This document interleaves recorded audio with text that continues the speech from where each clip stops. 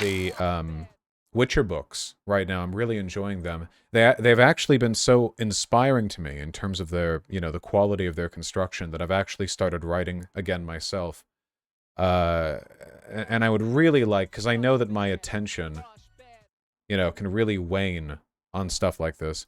So how many words have I typed up here? Good, solid prose, I think. Acceptable at least. 1,700? I think I could at least write out a chapter's worth. I mean, maybe out to 6 or 8,000. I think that'd be nice. I can describe it to you briefly, if you'll entertain me for 3 minutes, will you? Though not a lot of this is discussed or mentioned explicitly, but relevant information is that things open on the bed of a truck with benches on it that's hurtling down the 99, the highway in the middle of California. And it's about 8 months or so after a sort of apocalyptic event in which a great many people, for apparently no reason at all, acquired superpowers. Um, which was really, really bad socially, because it really only takes one sociopath in a city who can suddenly shoot fire out of their hands to do a tremendous amount of damage. But anyway, where the two protagonists are brought along with a military convoy. I know I've talked about this before, but I'm going to talk about it, and you're going to listen, okay? Um, but the two protagonists, the two characters we're concerned with, are so powered, they're quite strong, and they're being brought along as escorts for a military convoy that's being used to haul, farming goods, cattle, wheat, what have you, from the few remaining local functional farms over to a sort of distribution center. And of course, they're constantly attacked by bandits and this and that. So, they brought some superhumans along. And the atmosphere is very distrustful because, ultimately the soldiers who are part of that military convoy feel a bit resentful that they're putting their fate in the hands of these essentially civilians who are privileged only for their strength. Unearned strength. Nothing made them superpowered. Nothing they did. It was just a thing that happened, and they just happened to be strong. Um, anyway, they arrive at the farm, and they sort of attach the truck, the, continuation of the convoy, when they're attacked, and immediately, with very little effort, the two protagonists, the characters, they fend off the bandits, near effortlessly. I mean, one of them, the girl, takes 3 or 4 bullets to the side, but at that far of a distance, the bullets just pancake out against her skin. They just bruise her. And the other one, shoots at a great distance and effortlessly really wipes the floor with them, which only makes the soldiers more resentful, really. When they get back over to, is this a Trump story? Allow me to lose myself for a minute here, okay? Um, anyway, they no, oh my god. Okay, hold on one moment. Okay? Jesus. Um, you know, and it's a boy and a girl. I'll just say Adam and Eve right now because I haven't written any fucking names. But anyway, Eve, the girl, takes 4 bullets to the shoulder and chest, but at a great distance. The bullets are incapable of breaking the skin. But after the bandit group has been felled, she goes over to the hill they were hiding behind, and finds most of them are very dead. One of them isn't because he was also superhuman, the one, but too weak to survive a bullet at the distance, and too weak really to do anything. Strong, maybe 20-30% stronger than your average person, a little bit heftier, but nothing exceptional. And he's killed too, of course, because there's no room for prisoners here. They go back to the distribution station. Everything's handed off to the right merchants, those who have paid for it, those who expected the deliveries, etc., etc.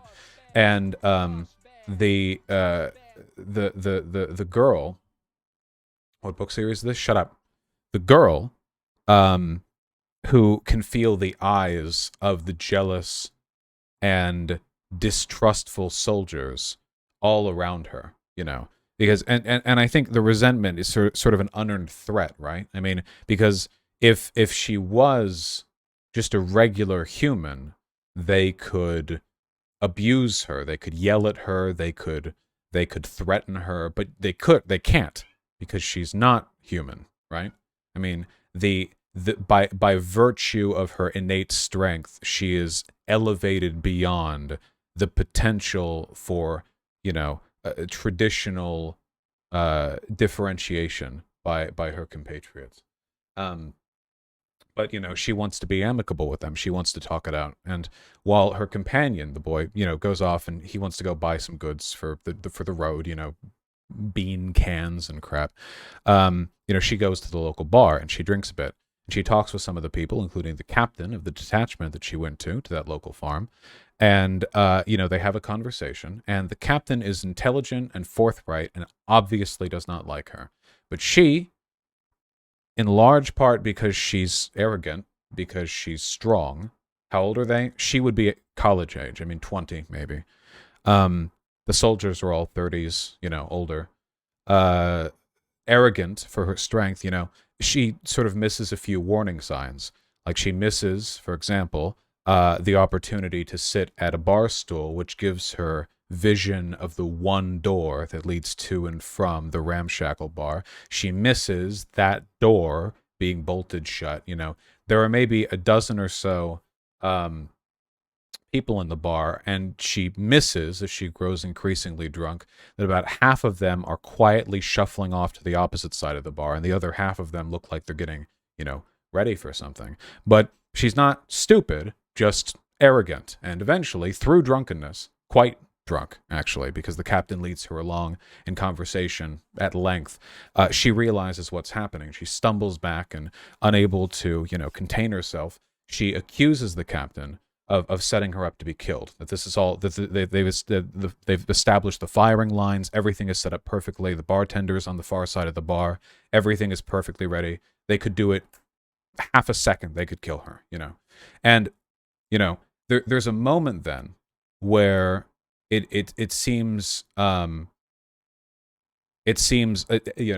that they're actually going to go ahead with it. They're actually going to go ahead and do it, but they hesitate because they don't know how strong she is. Because in their minds, there is the range of strength for these superhumans is massive. They saw her take bullets to the chest, and her skin didn't even break. They have no idea. Even if she's clearly drunk, they have no idea if she could just instantly. They've no clue, no way of knowing.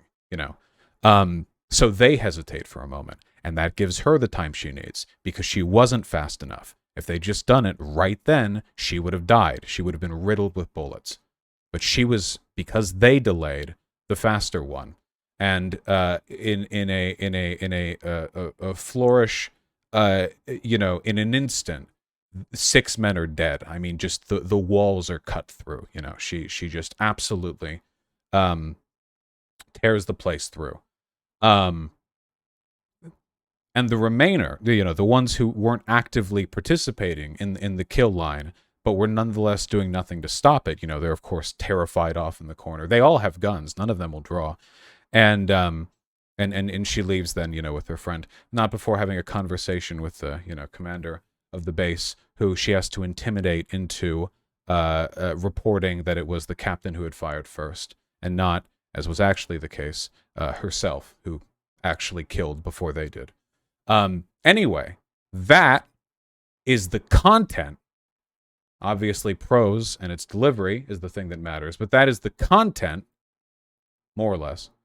And that is the thing that I want to type out. There we go. That's the hope. That's the hope there.